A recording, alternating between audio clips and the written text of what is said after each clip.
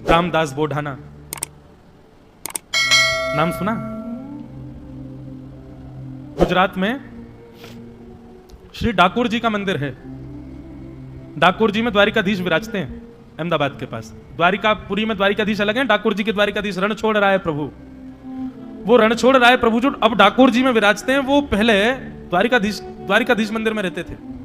और ये रामदास बोढ़ाना जी जो हैं, ये हर एकादशी पर जाते थे और हर एकादशी पर जाकर के दिन भर अन्न नहीं पाते थे, शाम को पहुंचते थे, पैदल चल के जाते थे डाकोर जी से, और शाम को पहुंच करके द्वारिकाधीश का दर्शन करके फिर रात भर जागरण करते थे, रात भर कीर्तन सुनाते थे ठाकुर जी को, और ठाकुर जी को कीर्तन सुना के सुबह होते ही मंगला दर्शन करके फिर निकल जाते थे।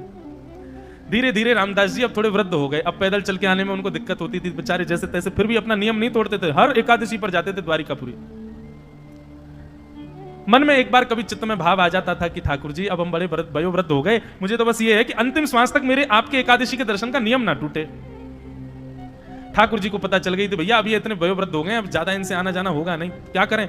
वर्षों से चली आ रही मंदिर की सेवा को ठाकुर जी त्यागने को तैयार हो गए।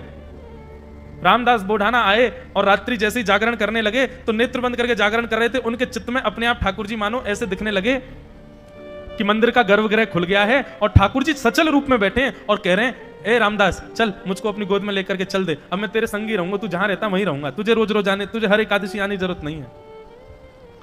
रामदास जी को एक क्षण के लिए चिंतन चित्त में आया, तुरंत नेत्र खोल के देखे तो सामने तो कुछ नहीं, पर गर्भगृह का द्वार खुला हुआ था। बंधु एक बात बताएं, कभी भी नाम जप करो, कभी भी साधना करो, उस समय ना चित्त में ठाकुर जी की कोई लीला का चिंतन करके जप प्रारंभ करना। मैं यहां का अनुभव बता रहा हूं, महाराज जी के सन्मुख अपने भाव प्रकट कर रहा हूं। जब आप लीला का चिंतन करके जप करते हैं, सबसे पहली बात आपको यह नहीं पता चलेगा कि समय कितना निकल गया और जप पूर्ण भी हो रहा है। दूसरी बात, बीच बीच में आपको कुछ अनुभव होंगे, ऐसे स्वर या फिर ऐसी आकृतियां दिखेंगी जो भगवत संबंधी होंगे, उनको ध्यान से देखिएगा। और यदि धूमिल दिखाई दें तो अपना जप और बढ़ाइए, अपने नाम में साधना और बढ़ाइए, धीरे धीरे वो स्पष्ट होने प्रारंभ हो जाएंगी। ठाकुर जी कोई संकेत करेंगे आपको। रामदास बोढ़ाना रात भर कीर्तन कर, ठाकुर जी उसको संकेत कर रहे हैं कि मैं तेरी गोद में बैठ के तेरे संग चलूंगा। नेत्र खोल के देखा तो गर्भगृह खुला था। रामदास जी ने धीरे से उठ करके मन में विचार किया, अरे रामदास जीवन भर नियमों का पालन किया, अब तो प्राण त्यागने का समय, कुछ दिन बाद तेरे प्राण चले ही जाने, ठाकुर जी ने संकेत कर दिया है, अब तू जाके ले ही ले ठाकुर जी को। गर्भगृह का द्वार खोल करके भीतर देखा, श्री द्वारिकाधीश खड़े हैं और महाराज तुरंत भीतर प्रवेश करके अपनी भुजाओं से जैसे उठाया, इतने हल्के हो गए ठाकुर जी, रुई के जैसे हल्के हो गए, मानो जैसे स्वयं तैयार बैठे उसके संग चलने के लिए। और तुरंत महाराज रामदास जी की गोद में खड़े होकर के ठाकुर जी, बार बार कानों में एक स्वर जाता है, रामदास कौन बोलता है पता नहीं, जल्दी चलो जल्दी चलो जल्दी चलो, क्योंकि ब्रह्म मुहूर्त होने वाला है, मंगला के दर्शन खुलने वाले हैं, मंदिर में पुजारी आ जाएंगे, बवाल मच जाएगा, उससे पहले भगा ले चलो हमको यहां से। और रामदास बोढ़ाना जी अपनी बैलगाड़ी में लेकर के श्री द्वारिकाधीश को ठाकुर जी पधार के। बीच में लीला भी हुई, पुजारियों ने पकड़ लिया था इनको। अब जैसे पुजारियों को आता देखा, ये ठाकुर जी को लेके एक बावड़ी में कूद गए, एक सरोवर था उसमें कूद गए, अंदर जाके वहां पे गुफा सी थी, उसमें ठाकुर जी को बैठा दिया। पुजारियों ने आके बैलगाड़ी देखी तो बैलगाड़ी में ठाकुर जी तो नहीं मिले, उनकी एक पटका मिल गया। ठाकुर जी भी ये सब लीलाएं भी ठाकुर जी कराते हैं, सीधे सीधे किसी को मिल जाए ऐसा तो हो ही नहीं सकता, उसको थोड़ी पीड़ा ना हो, ठाकुर जी पूर्ण विचार करते हैं, थोड़ी पीड़ा तो इसको दिलाई दूं मैं। अब रामदास जी की बैलगाड़ी में ठाकुर जी नहीं मिले, लेकिन उनकी पीतांबरी मिल गई। पुजारियों ने कहा पकड़ लो इसको, देखो ये ठाकुर जी की पीतांबरी। खूब मारा महाराज बोढ़ाना जी के ऊपर, खूब प्रहार किया। जब उनके रक्त निकलने लगे तब एक करुण क्रंदन करते हुए एक छोटे से बालक के स्वर में उस बावड़ी से आवाज आने लगी, अरे मूर्खों क्या कर रहे हो, जानते नहीं हो भक्त मेरे ही अंग होते हैं, उनको पीड़ा देते हो तो मुझे पीड़ा होती है। जब ये स्वर सुना, दौड़ करके पुजारियों ने जैसी बावड़ी में देखा तो बावड़ी में जो जल था उसका जल रक्त के रंग का हो गया था। पुजारियों ने कहा, अरे भैया ये बोढ़ाना जी नहीं लेके जा रहे हैं, ठाकुर जी इनके साथ जा रहे हैं, छोड़ दो। प्रणाम करके पुजारी सब वापस लौट गए। नीचे जाकर के देखा तो जहां जहां श्री रामदास जी को चोट लगी थी वहां वहां ठाकुर जी के अंग पर भी दर्शन हो रहा था क्षोभ का। नेत्रों से नीर बहाने लगे, चरणों में मेरी वजह से कष्ट हो गया ठाकुर जी। प्रणाम करके जैसे ही देखा तो ठाकुर जी का भी घाव ठीक हो गया, बोढ़ाना जी के घाव भी ठीक हो गए, और अपने अंग से भर करके बोढ़ाना जी उनको लेकर के ठाकुर जी पधारे। कितनी लीलाएं सुनाऊं। ठाकुर जी नियमों में रहते ही इसलिए हैं, तुम में हिम्मत हो तो तोड़वा लो। तुम्हारा प्रेम यदि उज्जवल होगा, श्रेष्ठ होगा, तो ठाकुर जी नियम तोड़ने के लिए ही नियम में बैठे हैं।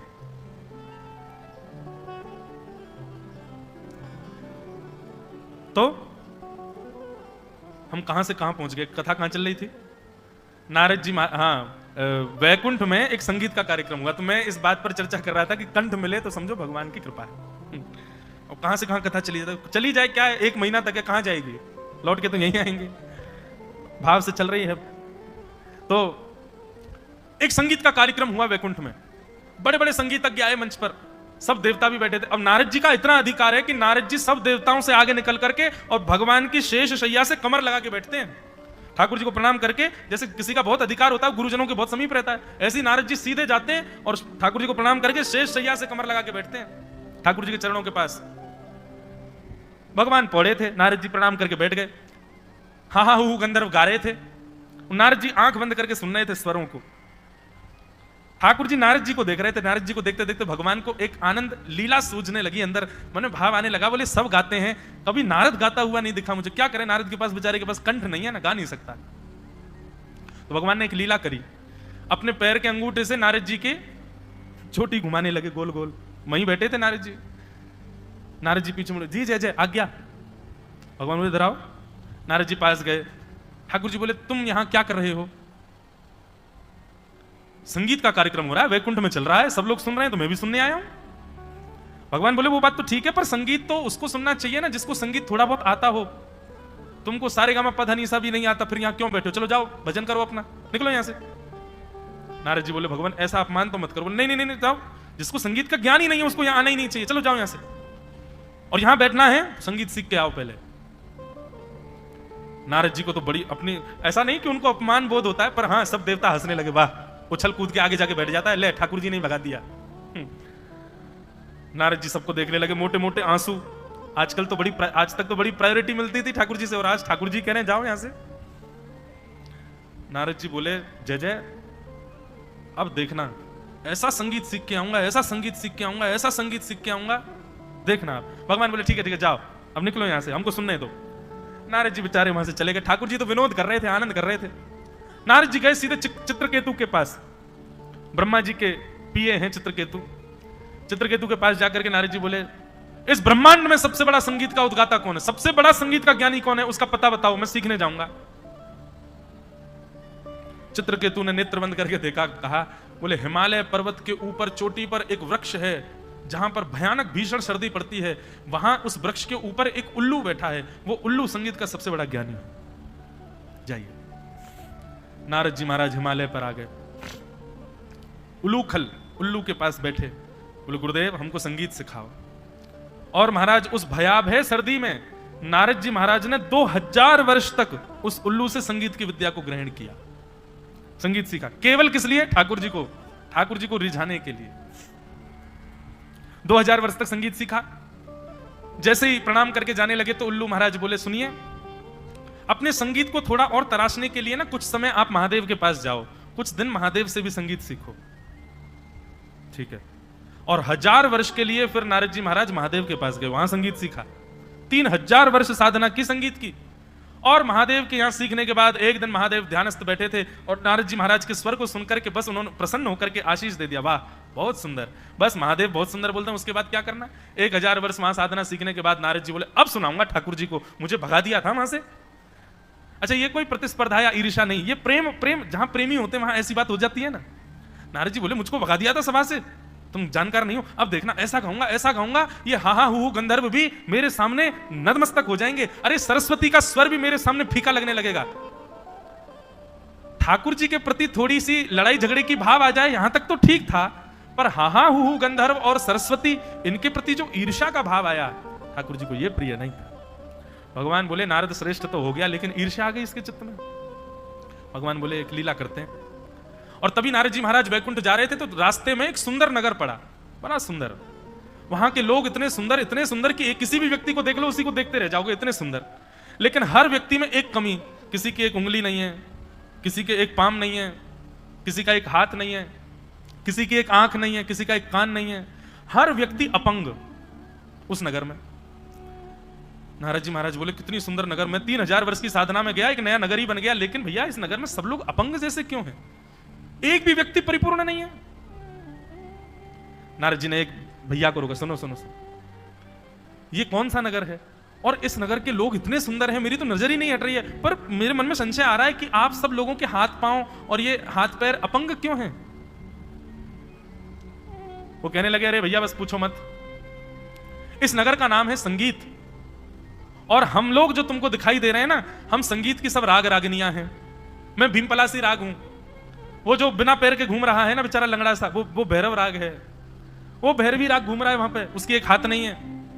ये सारे राग रागनियां हैं। वो देखो यमन बेचारा बिना, क्या बोलते हैं उसको, हमारे यहाँ क्या बोलते, बैसाख, कौन सी बैसाख है, बैसाखी, देखो बैसाखी लिए चल रहा है यमन राग।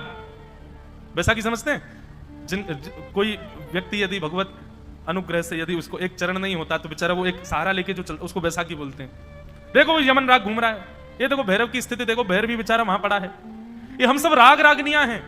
ओहो, संगीत सुनते ही और महाराज राग रागनियों का नाम सुनते ही नारद जी तो नतमस्तक हो गए। 3000 वर्ष से इन्हीं की तो साधना कर रहा था मैं। एक एक को जाकर के प्रणाम करने लगे, दंडवत करने लगे। सब कहने, आप इतना प्रणाम क्यों कर रहे हो भगवान? बोले मैं अपना परिचय बाद में बताऊंगा, लेकिन आप पहले मुझे यह बताइए, आपके हाथ पांव किसने तोड़े? सब संगीत की राग रागनियां। बोले बस पूछो मत, एक नया नया गवैया हुआ, उसका नाम है नारद। वो ऐसा तोड़ मरोड़ करके गाता है, उसी के गायन की वजह से देखो हम सब अपंग हो गए। किसी के हाथ चला गया, किसी का पैर चला गया, किसी की आंख चली गई है, हम सब उसको खोज रहे हैं। जिस दिन हमको मिल जाएगा वो नारद, पेड़ से बांध करके अपने एक एक स्वर का बदला लेंगे उससे। भैया आपने अपना परिचय नहीं बताया, आपका नाम? नारायण दास नाम है मेरा। नारद जी मिलेंगे तो जरूर लेके आऊंगा आपके पास। नारद जी भागे वहां से, और जो मान चित्त में उत्पन्न हुआ था कि मैं हाँ वो गंधर्व और सरस्वती को हराऊंगा, वो मान नष्ट हो गया। महादेव के पास गए, बोले कि आपने संगीत तो सिखा दिया, लेकिन अब इस मान को कैसे मर्दन करूं? बोले मान का मर्दन करने का एक ही उपाय है, जिसके प्रति ईर्ष्या प्रकट हुई है उसी के चरणाश्रित हो जाओ। मुझे इतना सुंदर लगता है शाम को जब यहां पर पंचपदी होती है, सब लोग पद गाते हैं, तो उस पद वहां उस सभा का नियम है, यदि कोई व्यक्ति विलंब से आए तो उसको कान पकड़ के खड़ा होना पड़ता है। और चाहे कोई हो, अब आज कल तो हम आए थे, हमको पता नहीं थी, पर अब से अगर अष्टपद में वो पंचपदी में हम भी लेट आएंगे तो हम भी ऐसे खड़े रहेंगे। भैया ठाकुर जी हमारी प्रतीक्षा करें। लेकिन इसका भाव कितना सुंदर। और ऐसा नहीं कि अपनी जगह से खड़े होकर, माताएं तो अपनी जगह से ही रहती हैं, पर भाई लोगों को तो सबके सामने आना पड़ता, वहां खड़े होकर कान पकड़ो। मान रहित होने का कितना सुंदर उपाय। महाराज जी ये नियम तो हमको लग रहा है कथाओं में भी लागू करवाना चाहिए। जो कथा में 3 बजे, मतलब 3 बजे के बाद आवे, व्यासपीठ के बाद जो कथा में आए, खड़े हो जाओ, पहले कान पकड़े खड़े रहो तुम। ऐसा नियम हर कथा में होना चाहिए। कितनी जल्दी मान रहित हो जाएंगे लोग, कितना सुंदर। हमारे एक पंडित जी महाराज जी कल वो आए नहीं, क्योंकि जब ये कान पकड़ने वाला विषय मुझे पता चला तो हमने 2-3 पंडित जी मैंने जाओ कान पकड़ो। एक पंडित जी डर के मारे आए नहीं कि मेरे को कान पकड़ना पड़ेगा। मैंने कहा आप आए नहीं? बोले कल से महाराज जी पंचपदी प्रारंभ होगी उससे पहले ही पहुंच जाऊंगा मैं। मैंने कहा उसका एक और नियम है, पद प्रारंभ होने से पहले पहुंच जाओगे तो भी कान पकड़ना पड़ेगा, पहले क्यों आए? मैंने कहा पद का स्वर शुरू हो तभी पहुंचना है। तो बोले ये तो बड़ी विडंबना, फिर क्या करें? मैंने वहीं डोलते रहो, जैसे पद गाने शुरू हो बैठ जाओ। लेकिन वो कितना अच्छा प्रारूप है उसका। ऐसे हर मंदिर में, हर सभा में, हर सत्संग में, मंदिर में तो नहीं, दर्शन में तो नहीं, वो तो खुला है कभी भी आओ, पर सत्संग में ये नियम होना चाहिए। अगर व्यासपीठ पर आने वाले व्यास या कीर्तन गाने वाले कीर्तनकार के बाद आप आते हो, आपको क्षमा ठाकुर जी से मांगनी चाहिए। आप विचार करो, कभी भी पदावली होती है, कहीं भी कीर्तन होता है, संकीर्तन होता है, ठाकुर जी पहले आके बैठते हैं। सबसे पहले कथा में आने वाले श्रोता कौन है? ठाकुर जी। सबसे पहले ठाकुर जी आते हैं, तो सबसे विलंब से हम लोग आते हैं। महादेव बोले मान रहित होना है तो जिसके प्रति तुम्हारे चित्त में प्रतिस्पर्धा का भाव आया था उन्हीं की शरण में जाओ। नारद जी महाराज हाँ गंधर्व के पास गए, बोले मुझे क्षमा कर दो, मैंने अपने आप को आपसे ज्यादा श्रेष्ठ मान लिया, अब आप ही संगीत सिखाओ। हाँ गंधर्व ने कहा नहीं भगवान, ये सब भगवान की लीला थी। आपके मान को दूर करने के लिए भगवान ने ये संगीत नगर बनवाया और उस संगीत नगर में इन सबको प्रकट करवाया। आप बिल्कुल निश्चिंत रहें, आपका जो स्वर है, आपका जो गायन है वो तो अत्यंत विशिष्ट है। नारद जी महाराज बोले मुझे कैसे पता चलेगा? बोले अभी 3 दिन बाद फिर से संगीत का समायोजन होगा, आप पधारिएगा। पिछली बार आपको भगा दिया था, अब की बार ठाकुर स्वीकार करेंगे। सबसे पहले प्रस्तुति हाँ गंधर्व ने की, दूसरी प्रस्तुति सरस्वती मैया ने की, तीसरी प्रस्तुति अन्य देवगणों ने की। सबसे श्रेष्ठ प्रस्तुति करता सबसे अंत में आता है। सबसे अंत में प्रस्तुति देने के लिए नाम उद्घोषणा की महादेव ने। अब हम मंच पे बुलाना चाहते हैं हरिदास वर्य, हरिदासों में जो सबसे श्रेष्ठ हैं, ऐसे श्री नारद जी महाराज को। नारद जी का नाम सुनते ही भगवान बोले, हैं नारद गाएगा? बोले हाँ। नारद जी महाराज मंच पर आए, मंच पर आकर के ठाकुर जी को प्रणाम। ठाकुर जी अभी तक तो पौड़े थे, अब बैठ गए। अच्छा नारद गाएगा? बोले हाँ। और श्री नारद जी महाराज ने जैसे ही नेत्र बंद करके स्वर लगाया, ऐसा स्वर गूंजा महाराज आभा मंडल में। औरों की स्थिति तो मैं क्या वर्णन करूं, पर बस ये स्थिति समझ लीजिए कि जैसे ही नारद जी ने गाना प्रारंभ किया, शेष शैया पर खड़े होकर के चतुर्भुज उठा करके ठाकुर जी नृत्य करने लग गए श्री नारद जी के भाव को सुन करके। हाँ। ऐसा स्वर गाया महाराज। भगवान सोचने लगे मैं क्या दूं, मुझे कुछ देना है, नारद को उपहार देना है। तभी महाराज सरस्वती अपनी वीणा लेकर के आई। सरस्वती जी की वीणा साधारण नहीं है, उस वीणा में भी सृजन और संहार की सामर्थ्य है। यदि सरस्वती जी गंभीर राग बजा दें तो पूरे विश्व का संहार हो सकता है, और सरस्वती जी प्रेम राग बजा दें तो विश्व बन भी सकता है। वो संहार और विनाश का भी कारक है वो वीणा ला करके भगवान को प्रदान की, और भगवान ने वही वीणा प्रेम प्रसन्न होकर के नारद जी महाराज को अर्पित करके अपने हृदय से श्री नारद जी को लगा दिया। बोलो भक्त वत्सल भगवान। देव दत्ताम इमाम वीणाम स्वर ब्रह्म विभूषितां मूर्छयित्वा हरिकथा गायमानश्चराम्यहम्। हमारे पूज्य श्री मलुकपीठ वाले महाराज जी एक बार एक बात कह रहे थे, ये देवदत्ता वीणा क्या है? देवदत्ता वीणा क्या है? ठाकुर जी के प्रति प्रकट होने वाला, ठाकुर जी को रिझाने के लिए प्रकट होने वाला चित्त में जो भाव है, वही देवदत्त वीणा है। जब तक आप संसार के रंजन के भाव से चित्त में भाव प्रकट कर रहे हो, तब तक नहीं। जिस दिन ऐसा भाव आ जाएगा मुझे ठाकुर जी को प्रसन्न करना है अपनी इस भाव से, इस कला से, इस स्वभाव से, वही आपकी देवदत्त वीणा है। वो ठाकुर जी के द्वारा दिया गया ही भाव है। ठाकुर जी आपसे वो सेवा लेना चाहते हैं, इसलिए आपके चित्त में ये भाव आ रहा है। नारद जी महाराज बोले ये देवदत्ता वीणा है, इससे मैं ठाकुर जी को रिझाने के लिए सुंदर स्वर प्रकट करता हूं, गाता हूं, आनंद करता हूं।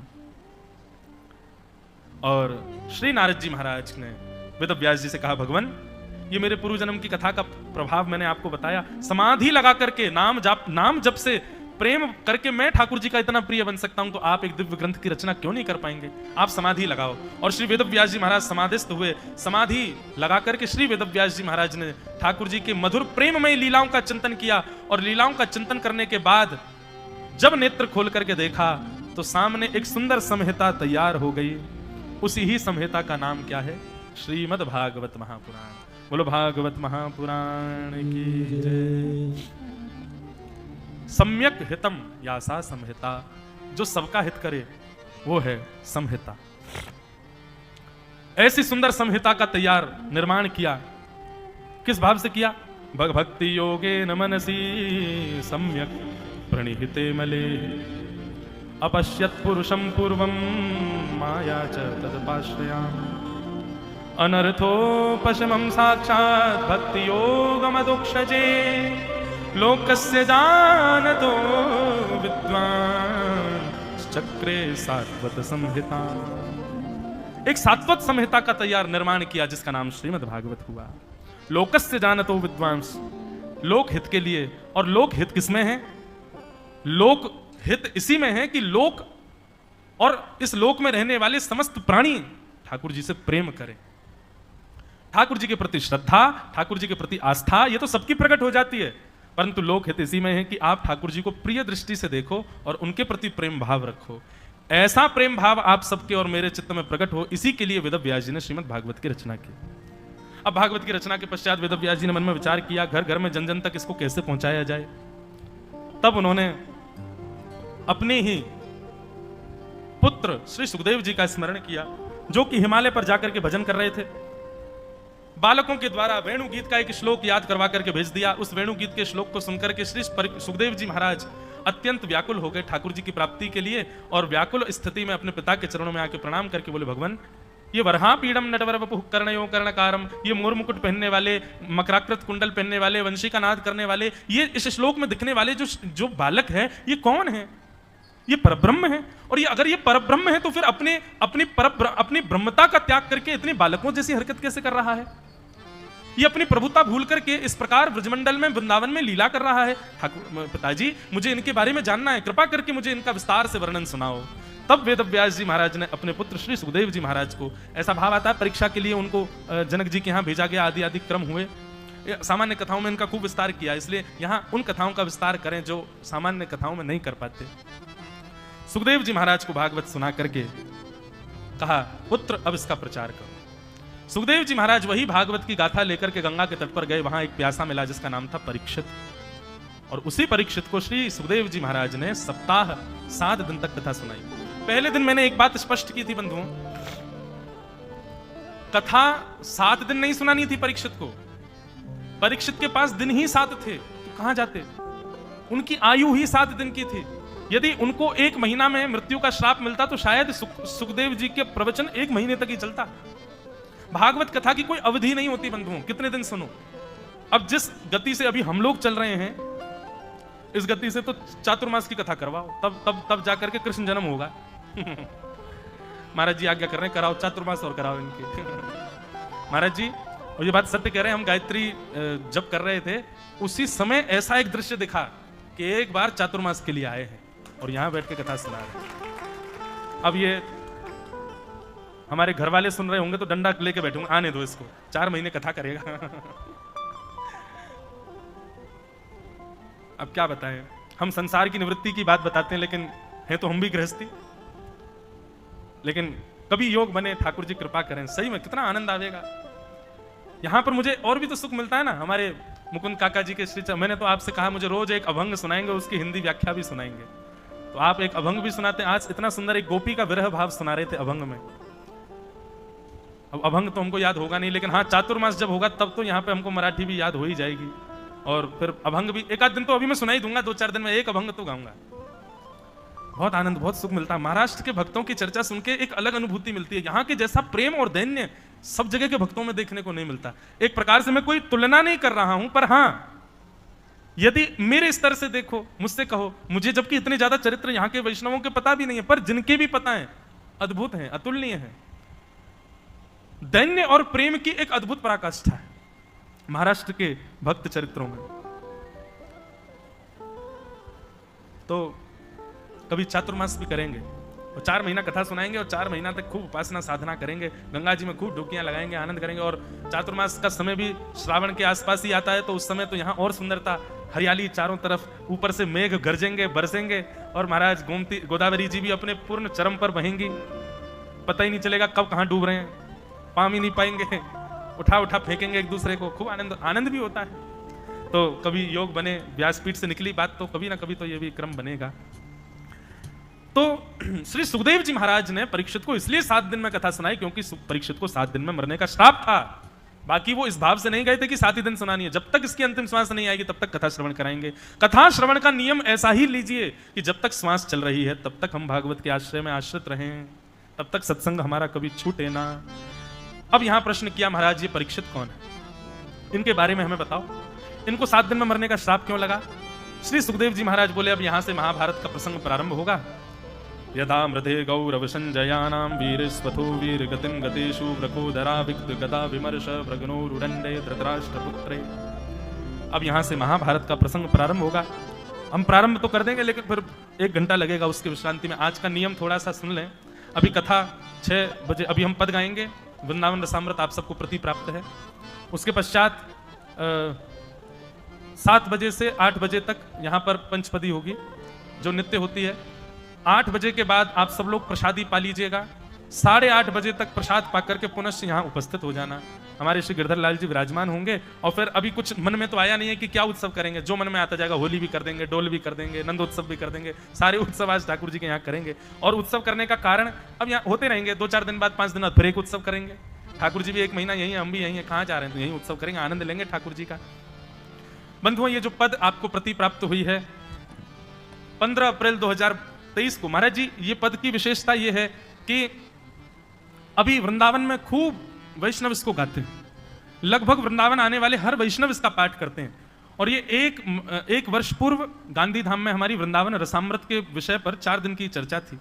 और उस 4 दिन की चर्चा में महाराज जी बस कथा में मंच पर जाने से पहले मन में भाव आया कि कुछ हमारे वृंदावन के 7 प्रमुख निधि हैं, 7 निधियां हैं वृंदावन में, उन 7 निधियों को केंद्र में लेकर के कुछ लिखना चाहिए। और तब बस ठाकुर जी हमारे लाल जी की कृपा से इस पद की रचना हुई। और इसकी पदना रचना हुई, फिर तो खूब गाया लोग, अब आज भी खूब वृंदावन में गाते हैं। और हम अपनी हर कथा के हर दिन विश्राम में इस पद को ही गा करके कथा विश्राम करते हैं। अभी यहाँ 4 दिन से नहीं गा रहा था तो अटपटा भी लग रहा था, क्योंकि हर कथा का विश्राम इसी पद से ही होता है। पर आज इसको 1 वर्ष हुआ है। श्री दत्तात्रेय प्रभु कृपा करेंगे और महाराज जी अनुग्रह करेंगे, गोदावरी जी कृपा करेंगी, हमारे वेद पुराण के सब निष्णात विद्वान यहाँ कृपा करेंगे, तो निश्चित ही ऐसे पद हमारे लाल जी और अनुग्रह करके देते रहेंगे, उससे सबका कल्याण होगा।